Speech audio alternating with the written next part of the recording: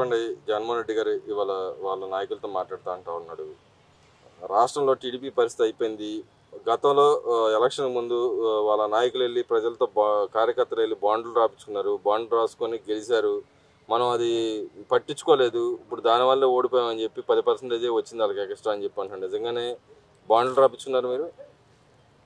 జగన్మోహన్ రెడ్డి గారు మాజీ ముఖ్యమంత్రి, పులివెందుల శాసనసభ్యుడు. కానీ మాట్లాడాడు కనీసం బాధ్యత ఉండాలా, లేకపోతే అవగాహన ఉండాలండి. ఏంటి బాండ్లు రాపించుకుంటూ ఏంటి? ప్రజలు బాండ్లు ఎందుకు రాస్తారండి? ఈయన ఎలక్షన్ల టైంలో ల్యాండ్ టైటిలింగ్ యాక్ట్ పెట్టాడు. ఆ పాపం ఆ ల్యాండ్ టైటిలింగ్ యాక్ట్ వల్ల అసలు ప్రజలు ఎప్పుడు మళ్ళీ కనుక ఇతనుగా ముఖ్యమంత్రి అయితే మా భూములు మా ఆస్తులు లాగేసుకుంటారో అని 175 అని విర్రవీగినోడిని తీసుకొచ్చి 11 సీట్లకి పరిమితం చేసి ప్రతిపక్ష హోదా కూడా లేకుండా చేసి చిత్తుగా ఓడించి కూర్చోబెట్టారు. ప్రజలతో చంద్రబాబు గారికి కానీ కూటమి ప్రభుత్వానికి కానీ ఒక ఆశ ఉంది. డెవలప్మెంట్ చేస్తాడు, అభివృద్ధి సంక్షేమం 2 కళ్ళ కింద చూపిస్తాడు, పిల్లలకు ఉద్యోగాలు వస్తాయి. ఆ ఇది మీద చంద్రబాబు గారిని నమ్మి ఓట్లేస్తారు. కానీ బాండ్లు రాయటం ఏంటంటే పిచ్చమాటలు తప్పితే. అంటే ఇక్కడ ఇంకో మాట కూడా అంటున్నాడు. వాళ్ళ నాయకులు కానీ కార్యకర్తలు కానీ అంత గతంలో వెళ్ళారు, ప్రజల దగ్గరికి వెళ్ళారు. ఇప్పుడు వెళ్ళలేని పరిస్థితిలో ఉన్నారు. ఇక మనం చెలరేగిపోవాలి, ప్రజల్లో మమేకం అయిపోవాలా, మమేకమై మళ్ళీ మన గవర్నమెంట్ తీసుకురావడానికి ప్రయత్నం చేయాలా అని చెప్పి అన్నాడు. నిజంగానే మీరు ప్రజల్లోకి వెళ్ళలేని పరిస్థితిలో ఉన్నారా? తెలుగుదేశం పార్టీ నాయకులు ఎప్పుడూ నిత్యం ప్రజల్లోనే ఉంటారండి. అది అధికారం ఉన్నా లేకపోయినా సరే. అధికారం లేకపోతే ఇంకెక్కువగా ఉంటారు డైలీ. అధికారం ఉంటే కొన్ని ప్రభుత్వ పనులు కార్యక్రమాలు ఉంటాయి కాబట్టి కొద్ది తక్కువ ఉంటారు. అయినా నిత్యం ప్రతి నియోజకవర్గంలో ప్రతి శాసనసభ్యుడు కానీ ప్రతి మంత్రి కానీ ఉదయం పూట సాయంత్రం పూట వార్డుల్లో కానీ డివిజన్లో కానీ గ్రామాల్లో కానీ తిరుగుతూనే ఉంటారు. ఈ వైసీపీ పార్టీ వాళ్ళు ఎక్కడ కనబడుతున్నారండి? ఆ 3-4 ఆ ప్రెస్ మీట్లు పెడతానే తప్పితే ఆ బెంగళూరు వెళ్ళిపోతాడు వాళ్ళ అధ్యక్షుడు జగన్మోహన్ రెడ్డి. ఇక్కడ ఏదైనా శవం కనబడితే వస్తాడు. అంతకు మించి వాళ్ళ వైసీపీ పార్టీ వాళ్ళు చేసేది ఏముంది? నోటికి వచ్చినట్టు మాట్లాడతాం తప్పితే బూతులు తిడతాం తప్పితే. అంటే ఆయన అంటున్నాడు ప్రజల్లోకి వెళ్ళలేని పరిస్థితి, వాళ్ళు ఇస్తాను పథకాలు ఎవరు అడిగినా అడుగుతూ ఉన్నారు, ఎదురు తిరిగి అడుగుతూ ఉన్నారు కాబట్టి భయపడే అరెస్టులు కానీ ఈ కానీ చేస్తున్నారు, మన వాళ్ళ మీద దాడులు చేస్తున్నారని చెప్పి అంటున్నారు. నిజంగానే భయపడే దాడులు చేస్తున్నారా చెప్పలేక? అలా భయపడి దాడులు చేస్తుంటే ఇవాటికి వైసీపీలో 175 నియోజకవర్గాల్లో జగన్మోహన్ రెడ్డితో కలిపి అందరూ మొత్తం సెంట్రల్ జైల్లో ఉండేవాళ్ళు. కాకపోతే ఇంకా బతికి బట్ట కడుతున్నారు. ఎందుకంటే ఇలా పాపం పండ్ల చంద్రబాబు గారు అంత న్యాయం చట్టం అంటారు కాబట్టి ఆ చట్టప్రకారంగా వెళ్ళాలి కాబట్టి కొద్దిగా లేట్ అవుతుంది వీళ్ళకి. అంటే ఇంకో మాట కూడా అంటున్నాడు, మీ ఇచ్చిన పథకాలు ఏదైతే అన్ని కల్పిస్తున్నారో దాంతోపాటుగా ఎక్స్ట్రా ఇస్తా అంటున్నారు కాబట్టి ఆ 10% వాళ్ళకి వెళ్ళింది. రేపొద్దున వాళ్ళు జనాలకు వెళ్ళలేని పరిస్థితి ఉంది కాబట్టి మనం వెళ్ళిపోతే మనకి 10% వస్తుంది. వాళ్ళు సింగిల్ డిజిట్ పరిమితం అవుతారని చెప్పి అంటారు. నిజంగానే సింగిల్ డిజిట్ పరిమితం అయ్యే అవకాశం ఉందంటారు? ఇప్పుడు గతంలో జగన్మోహన్ రెడ్డికి 151 సీట్లు వచ్చినప్పుడు తెలుగుదేశానికి 23 సీట్లు వచ్చినాయండి. అప్పుడు ఆ 10% తేడా. కానీ 151 నుంచి 11 కిందికి పడిపోయాడు జగన్మోహన్ రెడ్డి.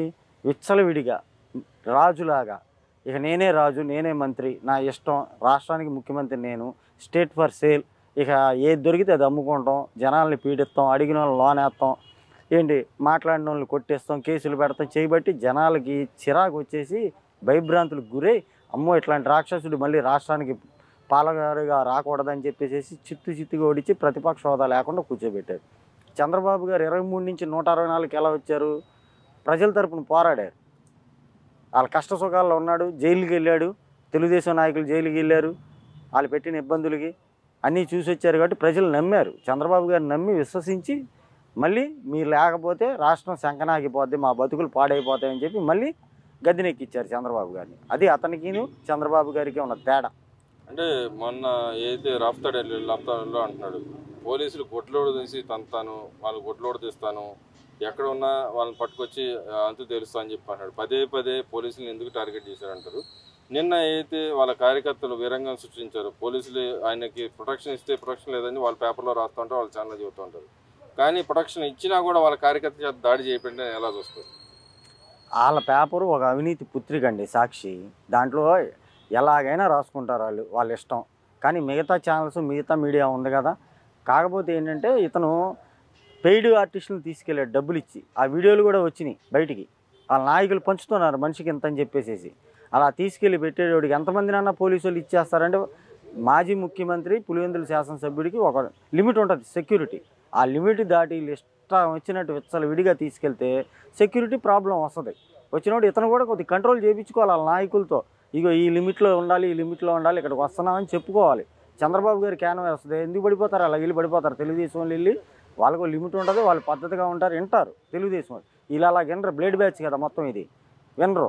అంటే ఆయనకి అసలు ఇది సెక్యూరిటీ ఇవ్వట్లేదని పదే పదే చెబుతున్నాడు, లా అండ్ ఆర్డర్ లేదని చెబుతున్నాడు పదే పదే. అసలు వాళ్ళ ఇంటి దగ్గర ఎంతమంది సెక్యూరిటీ ఉన్నారండి? అదే కానీ ఇంతకుముందు జగన్మోహన్ రెడ్డి చంద్రబాబు గారికి చేసినట్టు ఇప్పుడు చంద్రబాబు గారు చేస్తే ఇద్దరే ఉంటారు. శాసనసభ్యుడికి 1+1 గన్మ్యాన్లు, మంత్రి కూడా కాదు అతను, 1+1 ఇద్దరే ఉండాలి. కానీ చంద్రబాబు గారు అట్లా చేయడు. ఆయన గౌరవం ఇస్తాడు, చిన్నోడైనా పెద్దోడైనా ప్రజాస్వామ్యంలో ఉన్నాం మనం, ఒక రాజకీయాలు చేస్తున్నాం కాబట్టి హుందాతనమైన రాజకీయం చేద్దాం, కానీ వాళ్ళగా ఇలా చిల్లర రాజకీయాలు మనకు వద్దంటాడు. అంటే ఆయన అంటున్నాడు, ఇంకో మాట కూడా అన్నాడు, హుందాతనం రాజకీయం ఒకప్పుడు చంద్రబాబు నాయుడు చేసాడు, ఇప్పుడు చేయలేకపోతున్నాడు, అందుకే దాడులు చేస్తున్నారు, అందుకే అరెస్టులు చేస్తున్నారని చెప్పండి. నిజంగానే హుందాతనం రాజకీయం చంద్రబాబు నాయుడు గారు చేయట్లేదా? ఆయన చివరి శ్వాస వరకు హుందాతన రాజకీయమే చేస్తాడండి. ఆయన పొరపాటును కూడా ఎక్కడ గాడి తప్పడు, రాష్ట్రాన్ని గాడిలో తప్పించడు, పోలీసు వ్యవస్థను కూడా గాడి తప్పనివ్వడు. కాకపోతే ఏంటంటే వీళ్ళు చంద్రబాబు గారు ముఖ్యమంత్రి అవుతాం వీళ్ళ అదృష్టం ఒక విధంగా చెప్పుకోవాలంటే. ఆయన ఫోటో పెట్టుకోవచ్చు వీళ్ళ ఇళ్ళల్లో వైసీపీ వాళ్ళు, లేకపోతే తాట తెగేది ఒక్కొక్కడికి. ఇప్పుడు లోన్ వేస్తున్నారంటే వైసీపీ వాళ్ళు ఇంతకుముందు మామూలుగా చేశారు, వాళ్ళు పిచ్చి పిచ్చేసే చేష్టలే కానీ పిచ్చి మాటలే కానీ.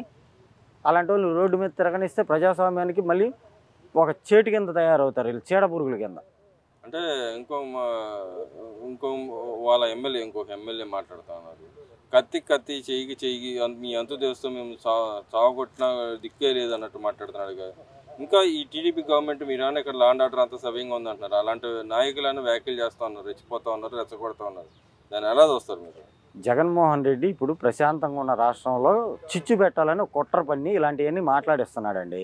వాళ్ళకేంటి అధికారం పోయింది, ఇక ఎవడో ఏ పార్టీ వాడు తీసుకోడు వీళ్ళని, ఇక తీసుకున్నప్పుడు ఇక అందులోనే ఉండి సావాలి కాబట్టి వాళ్ళు జగన్మోహన్ రెడ్డి చెప్పినట్టు చేస్తున్నారు. ఇక వాళ్ళకి ఏంటంటే ఉన్న 4% కూడా పోయి లాస్ట్కి ఇక నుంచుంటే వెనకాల తిరిగే వాళ్ళు కూడా ఉండరు రేపు ఎలక్షన్లో. అలా తయారు చేసుకుంటున్నారు వీళ్ళు. కత్తి పంటికి పన్ను ఏంటి ఆ సినిమా డైలాగులు. ఇదో పాలనలో ఎలాగ ఉండాలి, ప్రజాస్వామ్యంలో ప్రజలు మెచ్చుకునేటట్టు ఉండాలి కానీ ప్రజలు చేదరించుకునేటట్టు ఉండకూడదు. అదేవిధంగా వాళ్ళ చెల్లెలు మాట్లాడుతోంది, మన వాళ్ళ చెల్లెలు కూడా చెప్తోంది, ఈయనకి ఇంకా సిగ్గు రాలేదు, పదే నా మీద అబాండాలు వేస్తా ఉన్నాడు, 150 సీట్ల నుంచి 15 సీట్లు 10-11 సీట్లు తీసుకొచ్చినా కూడా ఇంకా సిగ్గు రాలేదు, పదే నన్ను అవమానిస్తున్నాడు, నా పార్టీని అవమానిస్తున్నాడు అని చెప్పి అంటుంది. వెనకాల చంద్రబాబు నాయుడు గారు ఉన్నారని పదే అబాండాలు చేస్తున్నాడు, నాకు సంబంధం లేదని అని చెప్తుంది. దాన్ని ఎలా చూస్తారు? జగన్మోహన్ రెడ్డి అనే వ్యక్తి చేతకాని రాజకీయ వ్యక్తి అండి. అతనికి రాజకీయం చేత కాదు, పాలన చేతకాని రాజకీయ నాయకుడు. ఏదో గాలిలో వచ్చేసాడు అంతే.